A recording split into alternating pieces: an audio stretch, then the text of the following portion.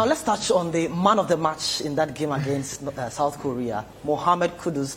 He's become the first Ghanaian to score 2 goals in a World Cup match. Hardly do we see a Ghanaian player scoring twice in a single World Cup game, and he's done that. He had 37 touches in that game. Attacking-wise, he was on the right-hand side, and it caused so much damage. For his second goal, many felt he benefited from an Iñaki Williams miscue, but it's called a dummy. Dummy. Was it a dummy? No. Was Iñaki Williams? What we call here in Ghana, ampam. Was it a dummy? It was. Do you know Chilliwa? Actually, that's exactly what he did over there. But the intention from Iñaki Williams was to shoot on target. He missed. It was a dummy. To be fair, he was checking the defense. He was to put the defense on balance. He has been credited as the assist maker of that goal. The assist didn't go to Gideon Mensah, but rather Iñaki Williams. But let's talk about the man of the match. He was trying to dummy. It's difficult to achieve that. But okay, if now you wonder why he pushing the ball for me, he slowed it down. Did he? Did Iñaki do that? He slowed it down a bit. But to be fair, if you go back again and you watch the sequence of that goal, the reaction of the Korean defense and the goalkeeper at the time was that they expected the shot to be taken by Inaki. So his position was such that he was nearing goal to be able to save it should Inaki hit the ball. So it sort of gave displaced this positioning in post when the ball eventually fell to Kudus. And see, go back to even the first goal. That Kudus dummy again. When he was like just about to take the goal, I wish you could just show it. In the moment where he made an attempt to hit the ball from the free kick, you could clearly see that the South Korean defense line shifted totally. It was misplaced and it sort of affected their defense. Now here you go. So the defense moves and their line is broken. And so now their offside trap was also broken as well. And now nobody knows who their marker is really. So now it gives our threat in their box. That's Salisu, free space. Look at him, almost there alone, all the time in the world to bury the ball at the back of the net. So you'd want to commend Kudus for that, and of course Jordan for that smart thinking. The dummy, then the actual ball is floated in there. They did another one on the other side. It looks like it's a thing from the technical on the bench. Other side, Jordan went. Yeah. To kind of, and then the defense kind of. Yeah. You know, and so when they react, exactly. So when they react that way, then their line is broken. Then anybody who the ball falls to is there to do his own thing. And you saw it again. Susu wants us to believe that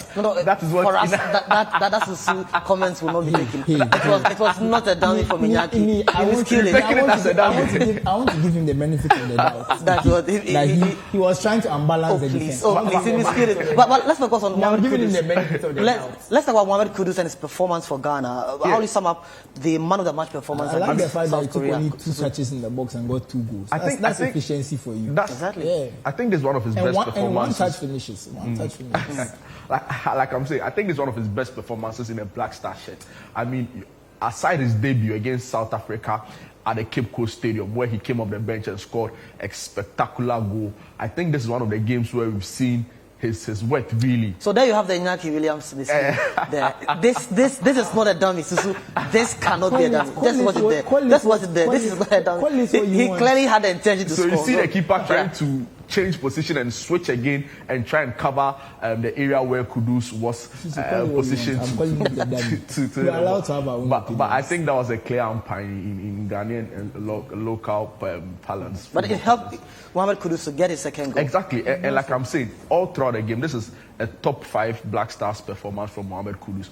In the first half, you could see him make the run. You could see him doing his normal thing. When we were 1-0 up, he had a busting run where he was just pulled by a Korean player and the player was yellow carded. At that time, it was momentum Ghana all through the first half. To be fair, it was a first half of 2 halves. So in the first 15 minutes, after 9 minutes, we had considered about 3 corner kicks. After 17 minutes, it was about 7. It was 7 corner kicks considered there.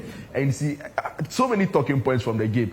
But like I'm saying, it was a half of 2 halves. So in the second half of the first half, the Black Stars showed up, and it was Kudus' momentum really. He was the one taking the ball forward from the team. And if you look at on paper, in terms of positional play, he was on the right side of the midfield really. But if you watch the actual game, you don't get the impression that that is where his position was.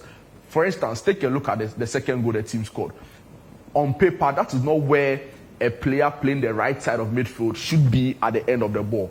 I don't know if you get what I'm saying. Yeah. So it was more like a playmaker role for him.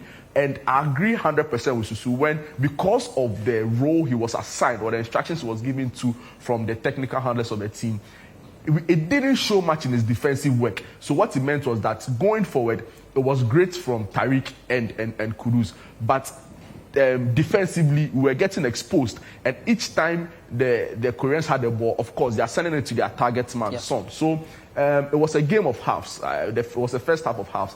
Kudus being a standout player by far in that particular first half. He got the all-important second goal, which came as a huge cushion for the team. Even in the second half, you could see him trying to pick a pass, trying to make runs, and for me, it was a 5-star performance from Mohammed Kudus.